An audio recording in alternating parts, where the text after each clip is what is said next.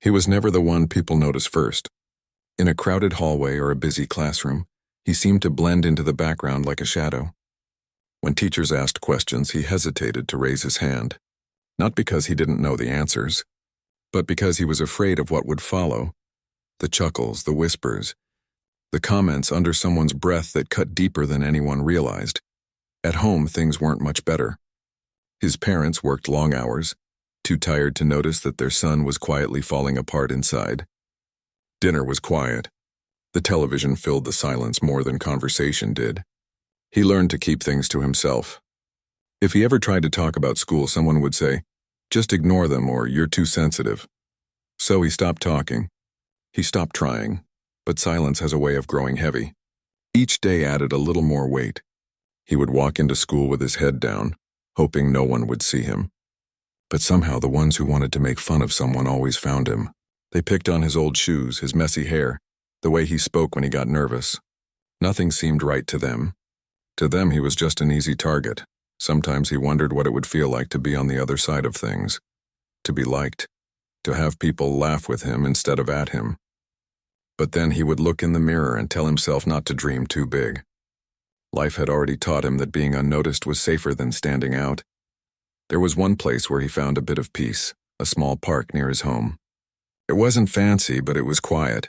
After school, when others rushed off in groups, he walked there alone, sat on the old wooden bench and watched the sky change colors as the sun went down. Sometimes he would bring a small notebook and draw whatever came to mind. Nothing perfect, just lines and shapes that made sense only to him. That was his world, one where no one laughed and nothing hurt. But even there, the memories of school followed him. He could still hear the voices calling him loser or weirdo. It was strange how those words could echo long after they were said, replaying in his head when everything else went quiet. One day after class, something happened that changed the way he looked at things, even if just a little. The teacher announced that the school would hold a talent show next month. Everyone around him started talking excitedly about what they would do. Some planned to sing, others to dance, a few joked about doing magic tricks. He didn't plan to join, of course. Just the idea of standing on that stage made his stomach twist. But later that night, while walking home, he passed by a cafe. Inside, someone was playing an old piano. The sound drifted through the air like a story being told without words. He stopped and stood outside, listening. The player was lost in the music, eyes closed, fingers moving with ease. For the first time in a long time, he felt something warm, something that reached past all the noise of his life. It wasn't joy exactly, but a quiet spark of curiosity. He couldn't play the piano, but he liked how it made him feel. There was something powerful about creating something beautiful out of silence. Maybe, he thought, everyone had something like that, something they were good at even if no one else saw it yet. The next few days at school were the same as always. The laughter, the teasing, the whispers. But this time, instead of walking away to hide, he found himself thinking about the sound of that piano. It made him wonder, was there something he could do too? Something that could give him the same kind of peace? At first, he didn't know where to start. He wasn't good at sports. He didn't like crowds. But he liked working with his hands. He liked fixing things. At home, there was an old broken radio sitting in the corner. One afternoon, out of boredom more than anything, he decided to open it up. The inside looked like a maze of wires and metal pieces. He didn't know what he was doing, but for some reason it felt calming to tinker with it. Over the next few weeks, that radio became his little project. He read old manuals, watched tutorials on an old phone, and spent hours trying to understand how the pieces fit together. Sometimes it worked. Sometimes it didn't. But for the first time in years, failure didn't feel like the end of the world. It felt like learning. The more time he spent with that radio, the less he noticed the noise from others. When people mocked him in class, it still hurt, but it didn't break him like before. He had something now, a place where he felt in control, even if it was just a small desk with wires and tools. One evening, his father came home early and saw him working. "What are you doing?" he asked, surprised. When the boy showed him, his father just nodded and said, "That's good. Keep your hands busy. That's how people build things." It wasn't much, but it was the first bit of encouragement he had heard in a long time. He carried those words with him like a secret treasure. Still, not everyone saw it that way. At school, when someone found out he liked fixing old things, the teasing got worse. "You think you're some kind of inventor?" one of them said. "Good luck fixing your life first." The words stung, but deep down he was beginning to care a little less. Maybe they didn't have to understand. There were moments when he doubted himself, of course. Late nights staring at broken pieces and wondering if any of it mattered. Sometimes he thought about giving up completely, but then he would remember that sound from the cafe, the soft melody that made him feel alive. He wanted to find that feeling again in his own way. One weekend he managed to make the old radio work. It wasn't perfect.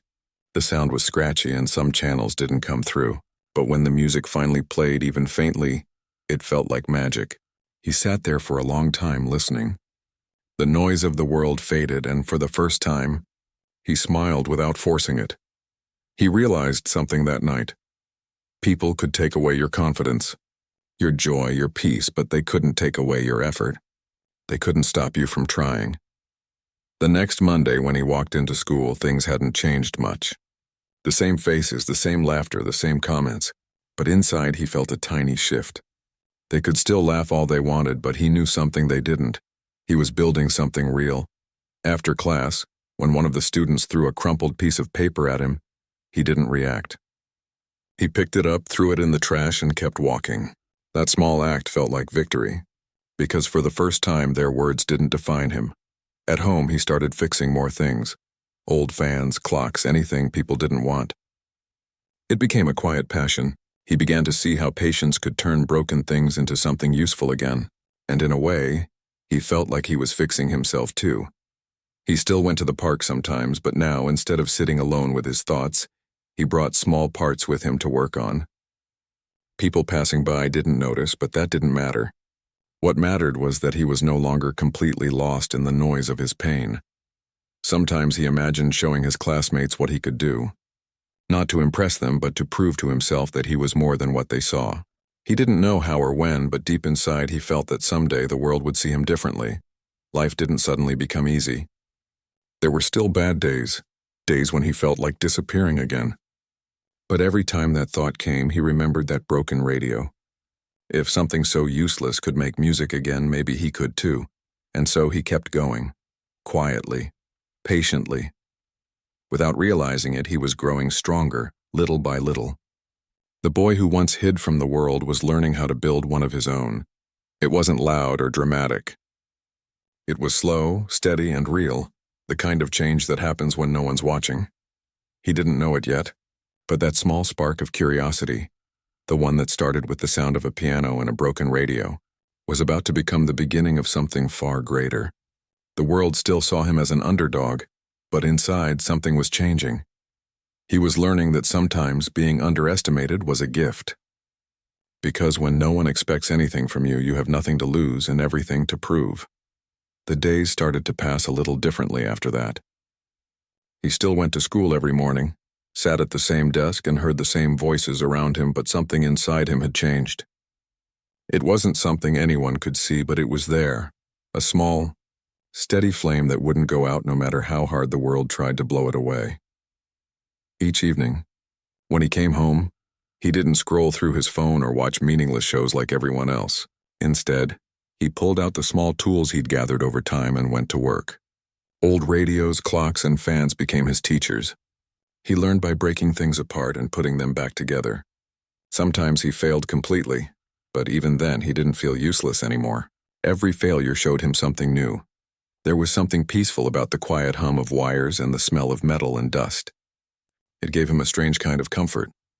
The world outside was full of noise and people who didn't care to understand him, but here in this tiny corner of his room he felt safe. The parts didn't judge him. The machines didn't laugh. They only asked for patience and effort, and he had both. One afternoon, while walking home, he stopped by a small repair shop he passed almost every day. The man who ran it was old, with thick glasses and a calm smile. The shop was packed with broken things. Fans, radios, lamps, and televisions stacked one over another. Out of curiosity, he peeked through the open door. The man noticed him and said, "Come in if you want to learn something." He hesitated for a moment, then stepped inside. The air smelled of oil and wires, but it didn't bother him. The man showed him a broken table fan and said, "See this? It's old, but not useless. You just need to know where to look." He watched quietly as the man opened the fan and explained what each piece did. Something about the way the man worked fascinated him. It wasn't just about fixing things, and it was about understanding them. From that day, he began stopping by the shop after school. At first, he only watched, but soon the man started letting him help. Sometimes he handed tools, sometimes he cleaned old parts, and slowly he began learning how things truly worked. It became his favorite part of the day. The man didn't talk much, but he taught in small ways, by showing, not telling. When the boy got something wrong, he didn't scold him. He simply said, "Try again." And when he finally fixed something on his own, the old man gave him a small nod that said more than any words could. At school, nothing seemed to change on the surface. The same people still teased him, but their words began to lose power. Every time someone tried to make him feel small, he reminded himself of that small shop and the feeling he got when something broken worked again.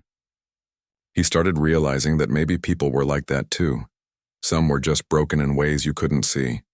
There were still moments when it hurt. Days when a careless comment made him want to disappear again. But now, instead of hiding, he'd go to the shop and fix something. It became his way of healing. Each repaired wire, each working motor felt like a little victory. One rainy evening, the old man asked him, "You like this kind of work?" He nodded quietly. "Then keep at it," the man said. "If you stay patient, these hands will take you places one day." Those words stayed with him. For someone who had always been told he wasn't good enough, hearing that simple sentence felt like sunlight after years of cold.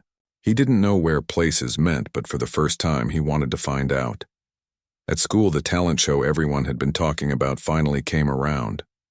He hadn't planned to join, but the teacher asked if anyone wanted to display a skill instead of performing. A few students laughed and joked about it, but quietly he raised his hand. "I can fix things," he said, his voice low but steady. Some students giggled, thinking it was funny, but the teacher smiled and said, "That's a skill worth showing." He didn't know what he'd do exactly, but he wanted to try. Over the next week, he brought a few broken gadgets from home and started working on them in preparation. His classmates didn't take it seriously. "You're going to fix a toaster on stage?" one said, laughing. He ignored it. He wasn't doing it for them. The night before the show, he stayed up late, working on an old table fan that hadn't run in years. He cleaned every piece, checked every wire, and when he finally plugged it in and it started spinning smoothly, he felt a rush of pride. Not the kind that needed applause, just quiet satisfaction that he could make something work again. The next day, the auditorium was buzzing with excitement. Students were rehearsing their dances and songs. He waited backstage with his small collection of tools and the old fan beside him. He wasn't nervous and just thoughtful. When it was his turn, he rolled the fan onto the stage and began explaining how he repaired it. The audience was quiet at first, not sure what to expect. But as he spoke, something shifted. His voice, usually hesitant, was calm and confident. He explained how small mistakes could cause big failures, how patience mattered more than speed. When he plugged in the fan and it started turning smoothly, the room broke into applause. It wasn't loud like it was for the singers or dancers, but it was real, genuine. For the first time, people looked at him differently. They weren't laughing. They were watching, listening. Some even nodded in approval. That moment, though small, felt like a mountain moved inside him. After the show, a few classmates came up to him. One said, "Hey, that was actually pretty cool." Another added, "You really fixed that thing?" He smiled shyly and nodded. It wasn't much, but it was a start. When he went to the repair shop later that week, the old man was already waiting for him. "I heard you showed your work," he said. "How did it go?" "It went well," he replied softly. The man smiled. "Good. Remember, you don't need a stage to prove your worth. Just keep doing what you love." That line stuck in his mind. He began to realize that life wasn't about impressing others. It was about growing in silence until the right moment came. He continued helping at the shop and even started fixing small items for neighbors. They began trusting him with their old things, and for every repair he did, they thanked him warmly. That simple appreciation meant more than any applause could. But life has a way of testing you when you least expect it. One afternoon, he walked into the shop to find the old man sitting quietly, looking tired. "I won't be here for a while," he said. "Doctor says I need rest." The boy didn't know what to say. He had grown used to this place, to the calm presence of his mentor. Seeing him sick felt like losing a part of his strength. "Will you be okay?" he asked. "I will," the man replied. "And you will too. The shop is yours to take care of for now. Just don't stop learning." He spent the next few weeks managing the shop alone. It was hard at first. Customers questioned his ability. Some refused to trust a young boy with their things. But he didn't give up. Slowly, people started seeing that he was good at what he did. He fixed everything they brought, sometimes better than before. One evening, after closing up, he sat on the stool and looked around the small shop. The quiet hum of a working fan filled the room. He thought about how far he had come from the boy who used to hide in the back of the classroom. He wasn't famous or rich, but he had something solid now. A skill, a sense of purpose, and a small piece of the world that felt like his own. He realized that not all transformations happen loudly. Some begin in the smallest corners where no one's watching. His was one of those.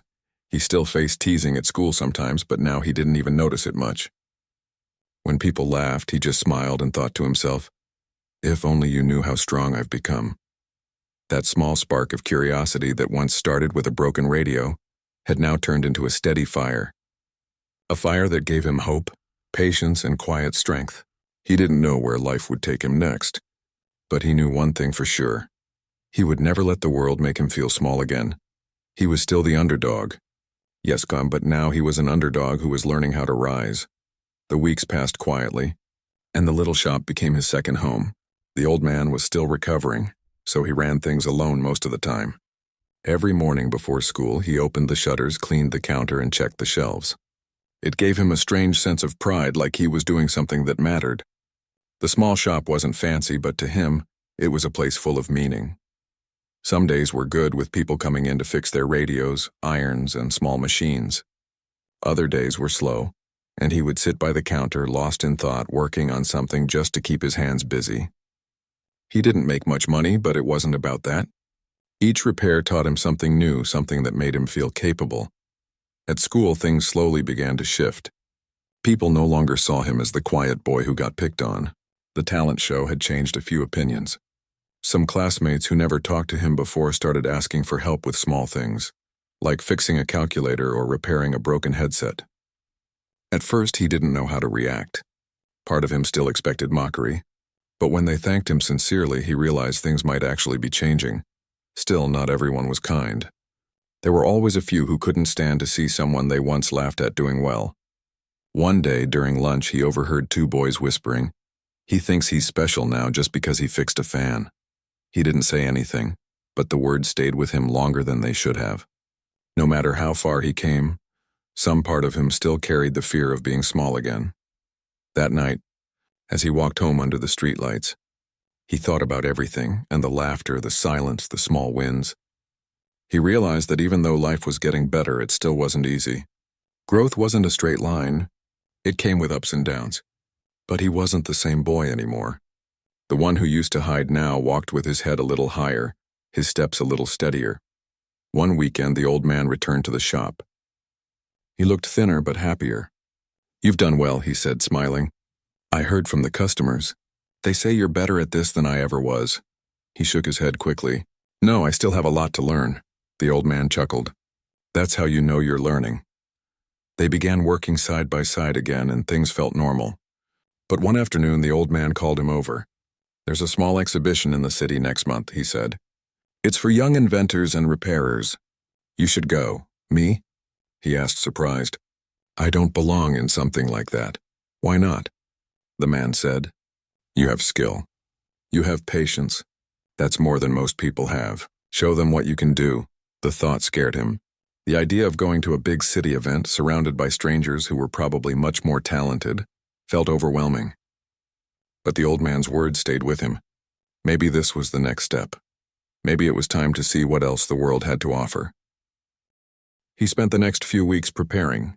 After school, he would rush to the shop and work late into the evening. He decided to rebuild a small fan that could run on both electricity and solar power. It was a simple idea, but one he believed in. The old man helped when he could, giving quiet advice but letting him do most of the work himself. The process wasn't easy. Some days the circuit didn't work. Other times the fan wouldn't spin at all. He made mistake after mistake, but he didn't give up. Each failure reminded him of that first broken radio, how he had learned to keep trying even when things didn't make sense. Finally, after weeks of effort, the fan worked perfectly. It was small but powerful, simple but unique. When the blades turned, he felt something light up inside him, a mixture of pride and relief.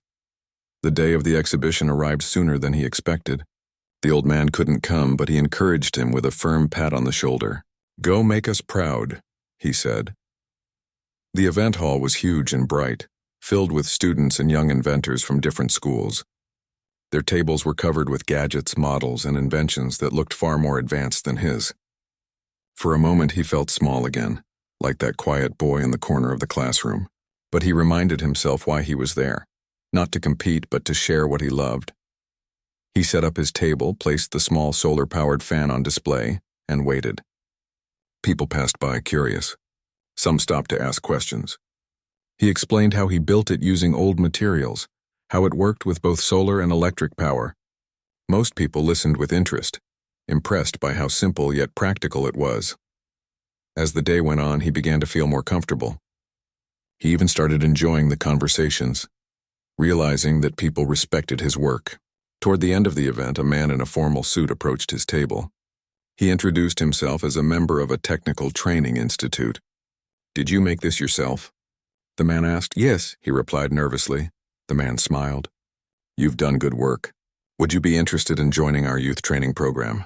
It's for people who show promise in practical skills." He couldn't believe what he was hearing.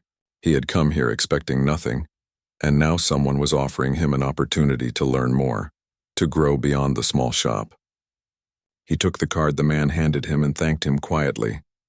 When he got home, he told the old man everything. The old man's eyes lit up with pride. "See," he said, "you never know where hard work will take you.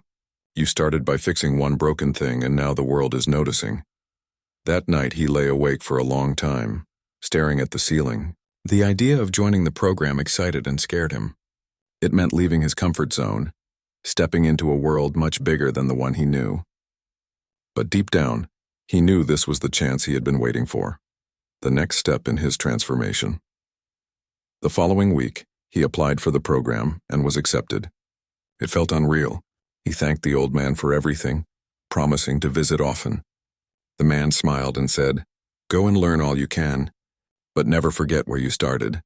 The training center was in the city, and the first few days were overwhelming. The place was filled with bright, confident students who talked fast and seemed to know everything. He stayed quiet at first, observing, learning, and keeping to himself. Some people noticed how calm and focused he was, and slowly he began to make friends. He learned new techniques, how to design small projects, how to think beyond repairing and start creating. The instructors appreciated his patience and attention to detail. For the first time, he felt like he belonged somewhere, a place where curiosity was respected, not mocked. Still, he faced challenges. There were moments when his projects failed, when others succeeded faster. Sometimes the old fears came back, the voice that said he wasn't good enough. But every time that happened, he remembered the little shop, the smell of wires, the old man's calm voice saying, "Try again." And he did. Months passed, and his skills grew. He built new things, small machines that helped save energy, tools made from recycled materials, and simple gadgets that could help people in daily life. His instructors noticed his progress and encouraged him to join competitions. But more than the recognition, he found joy in the process itself, the quiet satisfaction of creating something from nothing. One evening, while walking home from the training center, he passed by another small park, similar to the one where he used to sit alone. He stopped for a moment and looked around. The sky was painted in orange and pink, the air soft and peaceful. He remembered the lonely days, the laughter, the old bench where he used to draw aimlessly. He smiled quietly. It felt like a lifetime ago. He realized something then. His transformation didn't come from luck or sudden success. It came from every small moment he refused to give up, every time he chose effort over anger, patience over pain. He wasn't the boy hiding from the world anymore. He was becoming someone he never imagined he could be, confident, skilled, and at peace with himself. The journey wasn't over, but for the first time, he could see where it was leading. And maybe, just maybe, the world was starting to see the same thing he always hoped they would. Not the quiet underdog who once went unnoticed, but the strong, steady spirit of someone who refused to stay broken. Time passed faster than he realized. The small-town boy who once fixed broken radios in a corner was now a young man, standing in a city filled with noise, light, and endless movement. Yet despite all the change around him, he hadn't lost his calm. There was still that quiet patience in his eyes, the same one that helped him survive those long, lonely days when no one believed in him. At the training center, his projects began to catch attention. He didn't work for awards or praise, but his ideas were practical and useful. Small inventions that helped people in everyday life.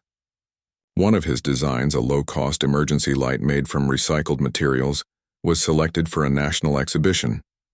It was a big deal, something he could never have imagined a few years ago.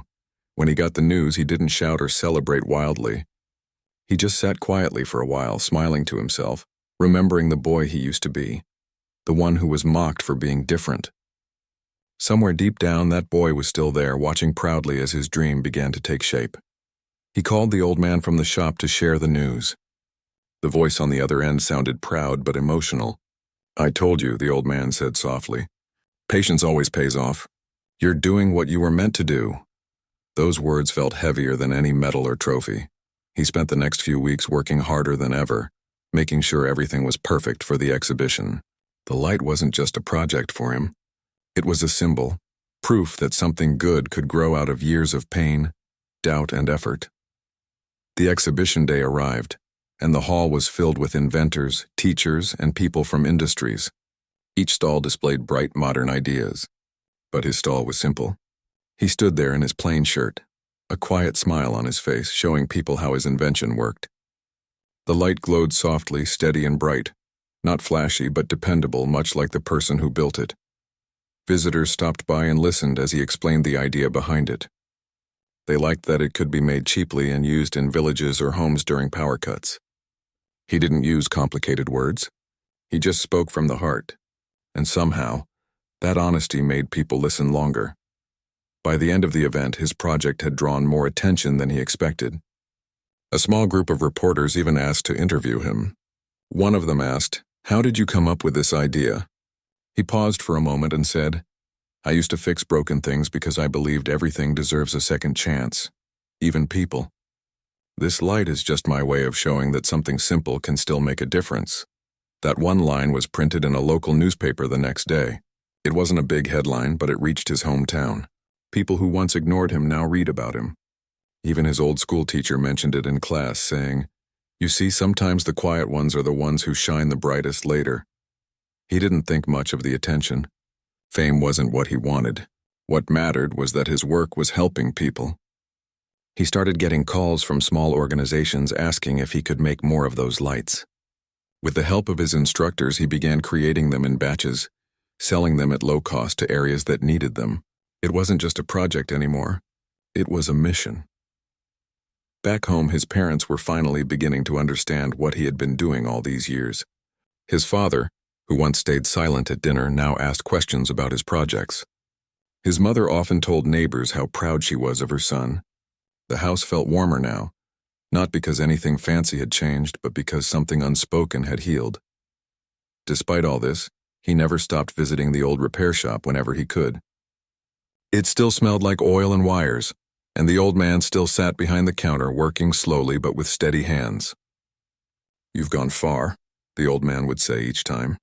But he always replied the same way, "I'm still learning." One afternoon while he was there, a group of school students came in to see the shop. They were part of a school program about learning practical skills. The teacher asked if he could show them something. He hesitated at first, but then nodded. He picked up a small broken fan and began explaining how it worked step by step. The children watched closely, their eyes full of curiosity, the same curiosity he once had. When he finished, one of the kids asked, "How did you learn all this?" He smiled and said, "By failing a lot. But every time something broke, I learned how to fix it. And sometimes when life breaks you, you can fix yourself the same way, one piece at a time." The teacher thanked him and the kids left, but that moment stayed with him. He realized that sharing what he had learned felt just as good as creating something new. Maybe that was part of his purpose. Not just building things, but helping others believe in themselves too. As the months went by, his small project grew into something bigger. A few of his fellow trainees joined him, and together they started a small workshop. They didn't have fancy machines, but they had ideas, teamwork, and determination. Their focus was simple: to create affordable tools and devices that could make everyday life easier for people who couldn't afford expensive solutions. Slowly, word began to spread. They received small grants and support from local organizations. Each new challenge pushed him further, teaching him more about leadership, patience, and responsibility. He was no longer just fixing broken things. He was building a future for himself and others. One evening, he got a message from a journalist who wanted to feature his story in a short documentary about young inventors. He was nervous but agreed. When the filming day came, the crew followed him around, capturing moments at the workshop, the old repair shop, and the small park where he once sat alone after school. When they asked him about his past, he didn't hide it. He talked openly about being laughed at, about feeling invisible, and how that pain pushed him to find something meaningful. "I think," he said quietly, "every person who gets laughed at has two choices: to believe the world or to prove it wrong. I just chose the second one." The documentary was shared online, and to his surprise, it reached thousands of people. Comments flooded in, from students who said his story gave them hope, from people who said they were inspired to chase their own dreams. He read each one with disbelief. All those years of feeling unseen, and now people everywhere were looking at him not with pity, but with respect. But even with all that attention, he didn't let it change him. He still preferred quiet nights, simple food, and the satisfaction of a working circuit. Fame came and went, but the joy of creation never faded. One night after everyone had left the workshop, he stayed back, sitting near the table lamp, lost in thought. The hum of the fan filled the silence. He thought about the long path that brought him here, every insult, every moment of loneliness, every failure that once felt like the end. If he could go back and talk to his younger self, he knew exactly what he would say. Don't let their laughter stop you. It's not a sign that you're weak. It's a sign that you're different. And that's your strength. He looked at his hands, the same hands that once trembled in fear. Now steady, skilled, and full of purpose. He realized that everything he had gone through was worth it. Without the pain, he would never have found his strength. Without the darkness, he would never have learned how to build light. The underdog had risen not by shouting or fighting back, but by quietly becoming stronger every single day. And the world, at last, was starting to see what he had always believed, that greatness doesn't come from being noticed. It comes from never giving up. The years rolled forward quietly, the way time always does when you're too busy living. The once shy and uncertain boy had turned into a man with steady confidence. His little workshop, which began with just a table and a few tools, had now grown into a small company. It wasn't huge or luxurious, but it was honest. Each corner of it held a story, and every project carried the mark of persistence and care. He had a small team now, people who believed in his vision. Some were students who had dropped out of school because they couldn't afford it, and others were dreamers just like he once was. They worked together, shared ideas, and built small things that made big differences. Every invention they created came from the same thought: to make life a little easier for someone who needed help. He often remembered how it all began. The bullying, the loneliness, the endless struggle to be understood. There were nights when he still woke up thinking about those old voices that used to laugh at him. But now those memories didn't hurt. They reminded him of how far he had come. One morning, he received a letter from his old school. The principal invited him to be the guest speaker for their annual event. For a long moment, he just stared at the paper.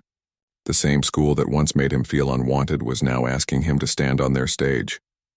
He wasn't sure how to feel, nervous, proud, or maybe a mix of both. He almost said no at first. But then he remembered something the old man from the repair shop once told him. You can't fix the past by avoiding it. Sometimes you have to face it with your head held high. So he decided to go. The day of the event arrived, and he walked through the school gates after many years. The walls looked smaller than he remembered. The playground, once filled with cruel laughter, now echoed with the sounds of children playing without a care in the world. Everything looked different, but deep inside, It all still felt familiar. As he walked to the auditorium, teachers greeted him warmly. Some remembered him. Others only knew him from the articles and interviews that had gone around. He could see the pride in their eyes, but also something else, maybe guilt, maybe realization that they had overlooked someone special long ago. When his name was announced, the students clapped, some of them cheering loudly. He stepped onto the stage, not as the boy who once sat in the back of the classroom, but as a man who had found his voice. For a few seconds, he just looked at the crowd, the rows of bright young faces waiting to hear him speak. Then with a small smile, he began. "When I was your age," he said softly, "I used to sit right there in the last row. I thought being quiet meant being invisible. But I was wrong. You don't have to shout to be heard. You just need to believe in what you're doing." He told them about his journey, not in big fancy words, but in simple truth. He spoke about the times he was mocked, how it felt to walk home with his head down, how fixing broken things gave him peace, and how he learned that every failure had a lesson hidden inside it. The room was silent. Even the teachers were listening closely. And when he finished, there was a long pause before the applause began. It wasn't loud or rushed, it was the kind that came from the heart. Some students stood up clapping, smiling, inspired. After the event, a few students came up to him. One of them, a thin boy with nervous eyes, said quietly, "Sometimes they laugh at me too, sir. But after hearing you, I feel like maybe that's not the end." He smiled and placed a hand on the boy's shoulder. "It's not the end," he said. "It's just the start of your story." That simple exchange stayed with him for a long time. It reminded him why he had started everything, to show others that pain can be turned into strength if you don't give up. Back at his workshop, work continued as usual. He had new projects lined up, new challenges to solve, and people depending on him. But something in him had shifted after that visit. He felt lighter, as if he had finally closed an old chapter of his life. Weeks later, he received an unexpected call. It was from a national foundation that supported social innovators. They had seen his work and wanted to partner with him to expand his designs across rural areas. It was the kind of opportunity he once only dreamed of. He gathered his team and shared the news. Everyone was thrilled. They worked day and night to prepare, refining designs, improving materials, testing new ideas. The energy in the workshop was electric. For him, it wasn't just about success anymore. It was about making sure that the help reached those who needed it most. The collaboration took his project to places he had never been. Small villages, mountain regions, towns where electricity came for only a few hours a day. All of them started using his low-cost lights and devices. Seeing people smile when they turned on a simple light for the first time gave him a feeling that no award could ever match. One evening, he was invited to a ceremony in the city. The foundation wanted to honor his work publicly. He wore the same modest suit he had worn to every important event. When his name was called, the crowd clapped and cheered. Standing on that big stage, he felt something deep inside him shift again. Not pride, but peace. When they handed him the award, he didn't think about the recognition. His mind drifted back to all those days of silence, all those small steps that brought him here. He thought about his parents who had finally started to smile again. He thought about the old man in the repair shop, who had taught him not just how to fix machines, but how to fix himself.